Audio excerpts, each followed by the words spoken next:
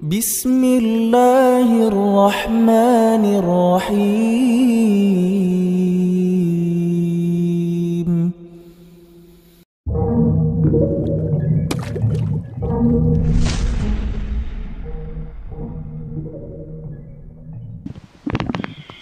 Assalamualaikum warahmatullahi wabarakatuh. Innal hamdalillah nahmaduhu wa nasta'inuhu wa nastaghfiruh wa na'udzu billahi min shururi anfusina wa min sayyiati a'malina may yahdihillahu fala mudilla lahu wa may yudlil fala hadiya lahu asyhadu an la ilaha illallah wahdahu la syarika lahu wa asyhadu anna muhammadan 'abduhu wa rasuluh. قال الله تعالى في كتابه الكريم يا أيها الذين آمنوا اتقوا الله حق تقاته ولا تموتن إلا وأنتم مسلمون وقال يا أيها الناس اتقوا ربكم الذي خلقكم من نفس واحدة وخلق منها زوجها وبث منهما رجالا كثيرا ونساء واتقوا الله الذي تساءلون به والأرحام إن الله كان عليكم رقيبا وقال يا أيها الذين آمنوا اتقوا الله وقولوا قولا سديدا يصلح لكم أعمالكم ويغفر لكم ذنوبكم ومن يطع الله ورسوله فقد فاز فوزا عظيما أما بعد فإن أصدق الحديث كتاب الله وخير الهدي هدي محمد صلى الله عليه وسلم وشر الأمور محدثاتها وكل محدثة بدعة وكل بدعة ضلالة وكل ضلالة في النار. معاشر المسلمين, jamaah salat Jumat yang semoga senantiasa dirahmati Allah tabaraka wa taala. Alhamdulillah, hendaknya kita senantiasa memuji, menyanjung, mengagungkan Allah tabaraka wa taala. Dialah Rabb yang telah menciptakan kita, menciptakan alam semesta ini, langit dan bumi dan di antara keduanya, menciptakan makhluk-makhluk raksasa yang menolong hamba-hambanya di alam semesta ini untuk melaksanakan aktivitas mereka berupa matahari, bulan dan bintang, dan segala fasilitas lengkap yang Allah ciptakan agar manusia hanya menghamba kepada Allah Subhanahu wa taala, agar manusia bersungguh-sungguh di dalam beribadah, di dalam melawan hawa nafsunya, agar tunduk beribadah kepada Allah Subhanahu wa taala Rabbul Alamin. Mengapa kebanyakan manusia mereka terjerumus ke dalam kekufuran? 999 finnar, tempatnya adalah api neraka, sebagaimana yang dikabarkan oleh baginda Rasul sallallahu alaihi wasallam dalam hadisnya yang begitu banyak. Berapa miliar manusia yang ada di muka bumi sekarang ini? Berapa di antara mereka yang mengenal siapa Rabb yang mereka ibadahi? Siapa Rabb yang pantas mereka beribadah kepadanya, sehingga mereka termasuk hamba-hambanya yang bersyukur. Wa'bud rabbaka hatta ya'tiyakal yaqin. Mereka beribadah, balillaha fa'bud wa kum minasyakirin. Hanyalah engkau beribadah kepada Allah dan jadilah termasuk orang yang pandai bersyukur. Balillaha fa'bud, hanya engkau beribadah kepada Allah sampai datang ajal kematianmu. Namun kebanyakan manusia lalai. Padahal kalau dia menggunakan fitrahnya, kullu mauludin yuladu alal fitrah, setiap yang dilahirkan berdasarkan fitrahnya. Fa abawahu yuhawidani aw yunassirani aw yumajjisani. Namun kedua orang tuanya menjadikan dia Yahudi, Nasrani dan Majusi.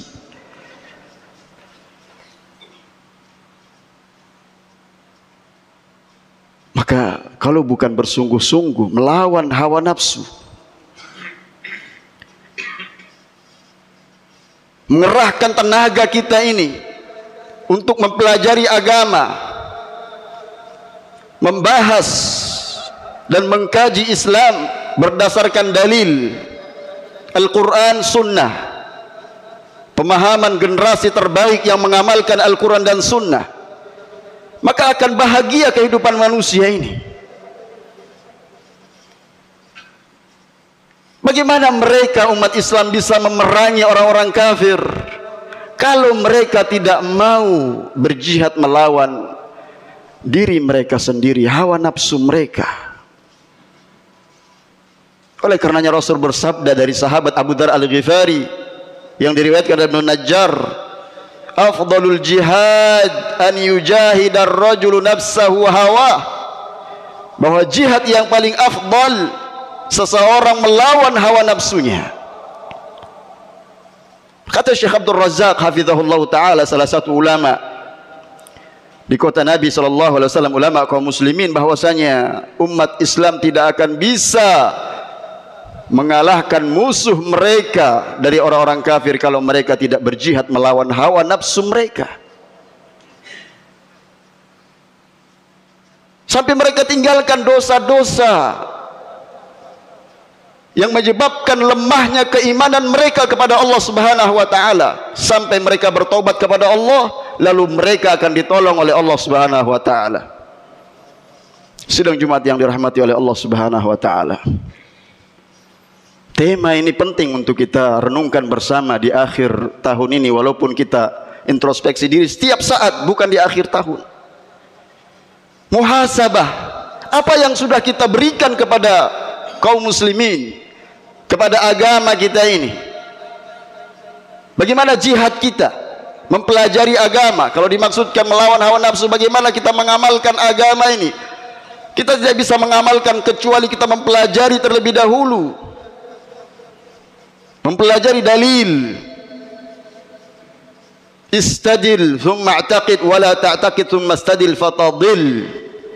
Berdalil, berargumentasi, baru kamu yakini. Jangan dibalik, yakini terlebih dahulu baru cari pembenaran. Ajaran agama bukan demikian.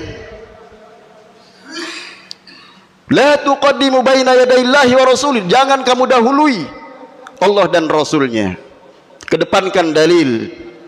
Inilah agama Islam. Karakteristik agama Islam hanya satu kebenaran yang ada padanya, tidak berbilang. Wa anna hadza sirati mustaqiman fattabi'uhu wa la tattabi'us subula fatafarraqu bikum an sabilihi dzalikum wassaqum bihi la'allakum tattaqun. Kata Allah, inilah jalanku, agama Islam. Ketika sahabat Abdullah bin Mas'ud melihat menggaris satu garis, inilah jalan Islam ini. Kemudian menggaris lagi Rasulullah SAW di kanan dan kiri. Ini jalan-jalan yang setiap jalan ada setan yang menyuruh kepadanya. Kalian berada di atas jalan yang satu kebenaran ini, di atas agama Islam. Sehingga kita tidak bingung melihat semua agama sama. Allah itu berada di mana-mana. Ini kan mendustakan Al-Quran yang Allah berulang kali mengatakan bahwasanya Ar-Rahmanu 'alal arsy istawa. Allah bersemayam di atas arsy. Berarti umat Islam nggak tahu di mana Robnya yang dia ibadahi, di mana Allah. Ada lagi yang mengatakan Allah di hatiku. Allah itu menempat di segala tempat. Wal iyadzubillah. Maha suci Allah dari apa yang mereka katakan. Demikiankah orang mukmin beragama tidak mengerti di mana Robnya? Demikiankah umat Islam beragama menyelisihi Al-Quran yang Allah kabarkan dalam Al-Quran, Ar-Rahmanu 'alal arsy istawa. Allah bersemayam di atas arsy. Allah kabarkan tentang sifat-sifatnya. Allah memiliki tangan. Allah kabarkan bahwasanya Allah Subhanahu wa taala turun ke langit dunia ini. Jangan dibayang-bayangkan. Ini yang merusak akidah seseorang. Jangan kita lawan hawa nafsu kita ini. Jangan mendahului dalil sehingga kita tidak tahu bagaimana cara kita beragama, berpegang teguh di atas ajaran Nabi sallallahu alaihi wasallam. Yang itu adalah merupakan jihad al-akbar, jihad yang paling besar. Kita tidak merendahkan jihad melawan musuh dengan senjata, tapi hari ini kaum muslimin terpecah belah, dibatasi dengan teritorial negara masing-masing. Maka ketika seruan jihad dikomandokan oleh pemimpin yang sah, maka kita akan ikut bersama mereka, bukan dengan kelompok-kelompok sempalan yang merusak negeri kaum muslimin dimanapun mereka berada. Kenapa? Karena lemahnya keimanan mereka, sehingga mereka dikuasai oleh musuh-musuh mereka. Negeri kita yang tercinta ini, mari kita bela dengan cara kita memperbaiki kualitas agama kita. Kita tidak ridho sesembahan yang disembah selain Allah. Kita tidak ridho kaum muslimin jahil terhadap agama mereka, tidak paham. Mereka mengatakan, ya, kita toleransi beragama, semua agama sama. Kita kemanakan ayat Allah menjelaskan inna dina indallahil Islam, bahwa agama yang diridhoi di sisi Allah adalah agama Islam. Mari sidang Jumat yang dirahmati Allah Subhanahu wa taala, tidak ada ruginya, tidak ada yang kita takuti kecuali hanya Allah Subhanahu wa taala. Demikian prinsip agama kita yang kita yakini dalam Al-Qur'an. Terkadang keyakinan kita ini yang rusak sehingga lemah tawakal kita kepada Allah Subhanahu wa taala, atau kita tidak tahu apa itu tawakal kepada Allah. Menyandarkan dengan hati kita sepenuhnya, manfaat dan madarat hanya dari Allah Subhanahu wa taala. Dengan kita berusaha mengambil sebab-sebab kemuliaan Islam dengan jihad melawan hawa nafsu ini. Sehingga Imam Al-Qurtubi ketika menafsirkan ayat-ayat Allah Subhanahu wa taala yang berbicara tentang melawan hawa nafsu, walladzina jahadu fina lanahdiyannahum subulana, di akhir surat Al-Ankabut, wa may yujahid fa inna ma yujahidu li nafsi, barang siapa yang berjihad dia jihad melawan hawa nafsunya. Dan ayat-ayat yang berbicara tentang melawan hawa nafsu kita ini, ya, melawan kemalasan diri kita, tidak mau mempelajari agama berdasarkan dalil, senangnya hanya mengikuti apa kata orang. Umat Islam pertama kali wahyu turun, ingat, diperintahkan mereka membaca Iqra bismi rabbikal ladzi khalaq kepada Rasul sallallahu alaihi wasallam. Artinya umat Islam ini adalah umat yang membaca, umat yang memakmurkan dunia ini dengan ajaran Islam. Maka ketika Imam Al-Qurtubi menafsirkan ayat berbicara tentang jihad melawan hawa nafsu, beliau mengatakan laisal jihadu fil ayati qitalul kufar, bukanlah dimaksudkan ayat tentang jihad yang beliau bacakan di antaranya di akhir surat Al-Ankabut, bukan jihad melawan orang-orang kafir. Sekali lagi saya ingatkan, saya tidak merendahkan tentang jihad dengan fisik, tapi ada waktunya. Demikian tuntunan Islam. Yang ada sekarang ini umat Islam, mereka harus memahami agama mereka sehingga mereka bisa meraih kemenangan sebagaimana Rasul dan para sahabat, karena kuatnya keimanan mereka kepada Allah dan tawakal yang sempurna kepada Allah Subhanahu wa taala. Kata Imam Al-Qurtubi, laisal muradu bil ayati jihadul kufar. Ayat-ayat itu tidak berbicara tentang melawan orang-orang kufar, bal nasruddin, akan tetapi bagaimana umat Islam menolong agama mereka, waraddul mubtilin, dan melawan orang-orang yang menyebarkan kebatilan, wa qam'ul zalimin, merendahkan orang-orang yang menebarkan kezaliman. Hari ini orang-orang zalim, orang-orang batil diusung, diangkat. Subhanallahil azim. Orang-orang yang Allah rendahkan, melanggar syariat, justru mereka dielulukan, diangkat-angkat, dipuji-puji. Ya. Wa 'azamatul amru bil ma'ruf wan nahyi 'anil munkar. Selanjutnya kata Imam Al-Qurtubi rahimahullah ahli tafsir, beliau mengatakan ayat ini sangat agung menjelaskan tentang besarnya syariat amar ma'ruf nahi munkar dalam agama ini. Wa minhu jihadun nafs wa huwa jihad ala taatillah wa huwa jihadul akbar, yaitu diantaranya kita b'amar ma'ruf mujahadatun nafs, melawan hawa nafsu, yaitu melaksanakan ketaatan kepada Allah Subhanahu wa taala, dan inilah jihad yang terbesar. Sidang Jumat yang dirahmati Allah Subhanahu wa taala, di haji wada, haji perpisahan, Nabi mengatakan bahwasanya al-mujahidu man jahada nafsahu fi taatillah. Mujahid adalah orang yang berjihad melawan hawa nafsunya, menundukkan hawa nafsunya, mengedepankan ketaatan kepada Allah Subhanahu wa taala. Hari ini kita dipanggil oleh Allah menuju ke masjid. Berapa orang yang datang? Seakan-akan masjid ini untuk camat saja, calon mati yang bisa memakmurkan masjid. Subhanallahil azim. Generasi sahabat, siapa yang memakmurkan masjid? Anak-anak sudah menjadi imam di tengah-tengah kaumnya. Subhanallah.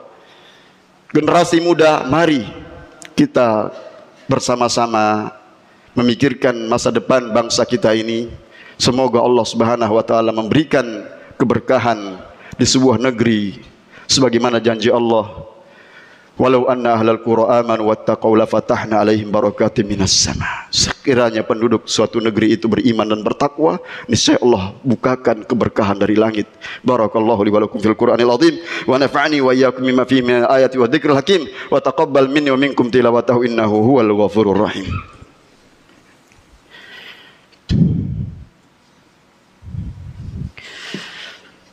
Alhamdulillah wassalatu wassalamu ala Rasulillah wa ala alihi wa sahbihi wa man walah wa ba'd. Di antara jihad kita kaum muslimin yang dirahmati Allah Subhanahu wa taala adalah mengamalkan hadis-hadis Nabi sallallahu alaihi wasallam. Kalau itu berupa peringatan dari beliau tentang bahayanya sesuatu, maka kita tinggalkan. Di antara yang sering beliau ingatkan di atas mimbar Jumat, fa inna asdaqal hadisi kitabullah. Kata Nabi, sesungguhnya sebenar-benar perkataan itu adalah kitabullah, Al-Quran. Wa khairul hadi hadi Muhammadin sallallahu alaihi wasallam. Sebaik-baik petunjuk-petunjuknya Nabi sallallahu alaihi wasallam. Wa syarrul umuri muhdatsatuha, dan seburuk-buruk perkara yang diada-adakan adalah perkara-perkara yang dibuat-buat dalam agama ini. Wa kullu muhdatsatin bid'ah, dan setiap yang diada-adakan bid'ah itu adalah ya dhalalah. Wa kullu dhalalatin finnar. Fa inna kullu muhdatsatin bid'ah wa kullu bid'atin dhalalah wa kullu dhalalatin finnar. Jangan sampai kita mengejek hadis ini. Sedikit-sedikit bid'ah, Anda dari ujung kepala sampai ujung kaki bid'ah, hati-hati. Hari kiamat Allah akan hisab perkataan Anda karena merendahkan hadis Nabi sallallahu alaihi wasallam yang Nabi berulang-ulang kali di hadapan para sahabat ketika khutbah Jumat dan juga ketika mengajarkan para sahabat ilmu yang bermanfaat. Karena kalau orang sudah berani melakukan kebid'ahan, dia tinggalkan syariat. Dia mensunnahkan zikir-zikir atau bacaan-bacaan doa-doa yang tidak pernah ditunjukkan oleh Nabi dan diajarkan Nabi kepada para sahabatnya. Ya, dia mau mengganti syariat ini. Kemudian yang ketiga, dia mengelabui orang-orang awam. Orang-orang awam mayoritas di negeri ini nggak tahu bagaimana zikir yang benar, bagaimana cara berdoa yang benar. Muncullah dia dengan metode yang baru dalam beragama. Padahal kita tinggal mempelajari saja, berjihad bersungguh-sungguh melawan hawa nafsu kita ini. Jangan sampai kita bodoh, jangan sampai kita mau dibodoh-bodohi dalam cara dan metode beribadah kita kepada Allah. Sudah ada tuntunannya dari Nabi sallallahu alaihi wasallam. Tinggal kita mengikuti, tinggal kita sabar mempelajari. Itulah tugas kita, jihad melawan hawa nafsu kita ini. Sidang Jumat yang dirahmati Allah Subhanahu wa taala, mudah-mudahan kita sadar betapa cintanya Rasul kepada umatnya sehingga beliau mengatakan kullu ummati yadkhulunal jannah, setiap umatku akan masuk surga illa man aba, kecuali yang enggan. Qalu wa man ya'ba ya Rasulullah, siapa yang enggan masuk surga ya Rasulullah? Rasul mengatakan man ata'ani, siapa yang taat kepadaku, menghidupkan sunnahku, mengamalkan ajaran-ajaran Islam seperti sedia kala. Makanya dalam Islam ada periwayatan hadis. Nggak bisa orang datang mengatakan keutamaan sesuatu tanpa ada hadisnya. Siapa yang meriwayatkan hadis itu? Apakah dia diterima hadisnya atau ditolak? Inilah keotentikan ajaran Islam yang harus kita pertahankan. Selalu kita amalkan ajaran Islam. Ya, dan kita termasuk orang-orang yang mendapatkan peluang masuk surga karena cinta kepada sunnah Nabi sallallahu alaihi wasallam. Wa man asani faqad aba, kata Nabi, siapa yang bermaksiat kepadaku dialah enggan masuk surga. Berani beribadah tanpa dengan tuntunan, sehingga dilihat oleh orang lain dikira itulah tuntunan, padahal tidak ada keterangannya dalam ajaran Islam yang telah dituntunkan oleh baginda Rasul sallallahu alaihi wasallam. Mudah-mudahan kita yang setia di atas sunnahnya diberikan syafaat oleh Nabi sallallahu alaihi wasallam di hari kiamat kelak. Amin ya rabbal alamin. Barangkali khutbah Jumat yang singkat ini memotivasi kita untuk mengenal kembali bagaimana ajaran Islam yang sesungguhnya, dan kewajiban kita untuk mengerahkan tenaga kita bersungguh-sungguh berjihad melawan hawa nafsu kita. Jangankan kita, Rasulullah SAW berdoa kepada Allah, Allahumma inni a'udzubika minal kasal, ya Allah, aku berlindung kepadamu dari kemalasan.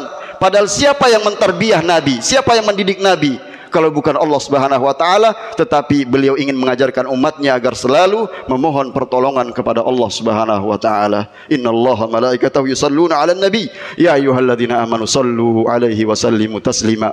Allahumma shalli ala Muhammad wa ala ali Muhammad kama shallaita ala Ibrahim wa ala ali Ibrahim wa barik ala Muhammad wa ala ali Muhammad kama barakta ala Ibrahim innaka Hamidum Majid. Allahumma ighfir lil muslimina wal muslimat wal mu'minina wal mu'minat al ahya'i minhum wal amwat innaka sami'un qaribun mujibud da'wat ya qadiyal hajat. Rabbana zalamna anfusana wa illam taghfir lana wa tarhamna lanakunanna minal khasirin. Allahumma ansur ikhwanana al-mujahidin al-muwahhidin fis Syam. Allahumma ansur ikhwanana al-mujahidin al-muwahhidin fis Syam.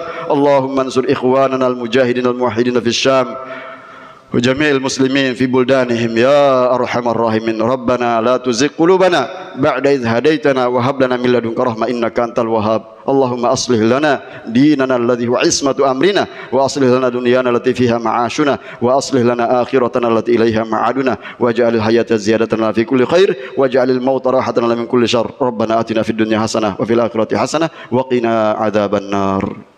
Aqimis shalah.